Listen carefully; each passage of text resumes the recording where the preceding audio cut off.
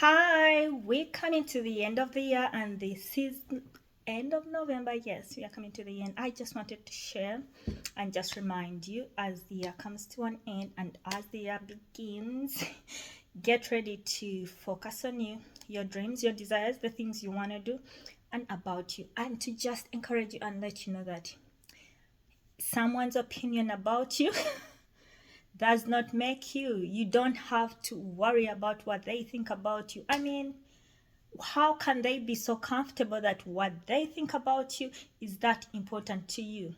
Their opinion does not matter.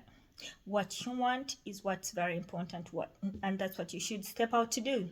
So they didn't make you, they can't break you. You get?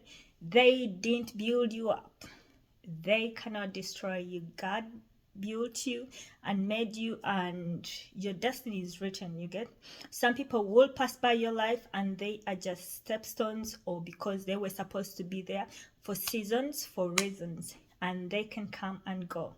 Remember to always focus on yourself. Don't hold on to temporary desires instead of focusing on to the things that will make you the person that you supposed to be. So feel free in yourself, with your dreams, with what you want to do, and make sure you focus on those tiny little things that push you to become the best version of yourself. Always pray for discernment, because with discernment you're going to see so many things and know so many things that you didn't know you would know. Some things which are very detrimental and important for your life. So always pray for discernment. Yes, give people a benefit of the doubt, but always consistently be checking, because the devil works mostly. I mean, people be thinking the devil is this monster with 9 heads and so many ways. You're not sure, but most times the devil works through the people who are very closest to you, who are around you, through the things you love to do. You get? It could be a distraction, something that it's going to be a temporary satisfaction, and it's going to make you lose your focus onto the big dreams and desires that you're going to, or you look forward to achieving. So watch out for all those distractions. Consistently I be telling you the things, because I'm just here trying to remind myself of the things that I just consistently need to do. I want to do things, and then something chips in, and then it's nice, it looks like what you exactly want, but it is a temporary fulfillment. So just remind you to consistently focus and build habits. You consistently try it out 1 2 3 4 times. You keep doing it. Before you know it, it's a habit, it's a routine, and it's gonna take you as far as you're supposed to do.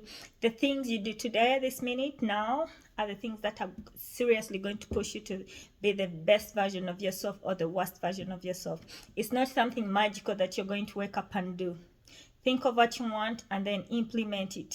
Take those tiny little baby steps. You never know, it may look like a very tiny milestone, but it's building you up, and you just have to not overindulge. I'm good at overindulging in things that I like.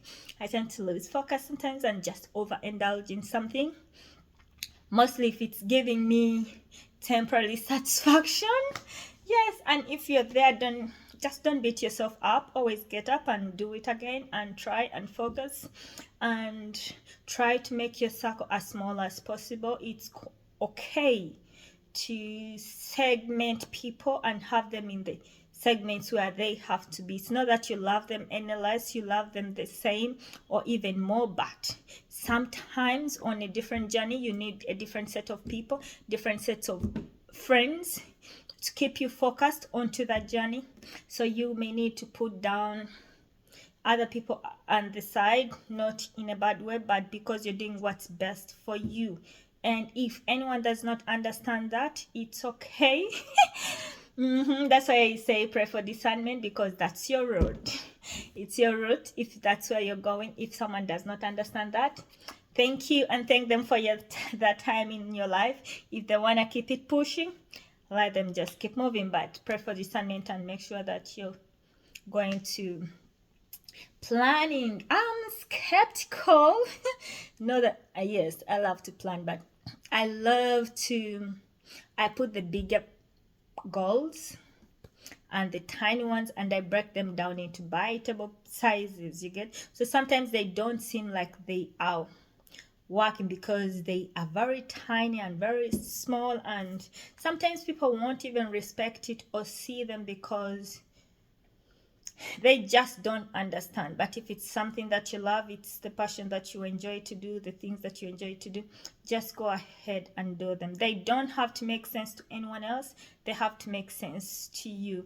I have lived for others, I've lived for people, I have lived to satisfy people and make their dreams come true, and I know that road, it's temporary satisfaction. At the end of the day, you have to make yourself comfortable, you have to make yourself happy, you have to just you have to make yourself happy, because however much you're going to let people live the dream that you think they should, the life that they should, they will not appreciate it, because they also have their own calling, they have their own desires, and they want to do things their own way. Now, one way of making someone fail or failing yourself is preventing yourself from making the mistakes that you're supposed to make in life. You have to make those mistakes so you can learn, so you can grow, so you can get to where you want to do, where you want to be.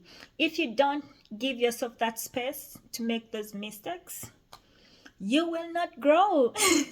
Literally, you will not improve, because you're being sheltered. You don't know exactly what life is.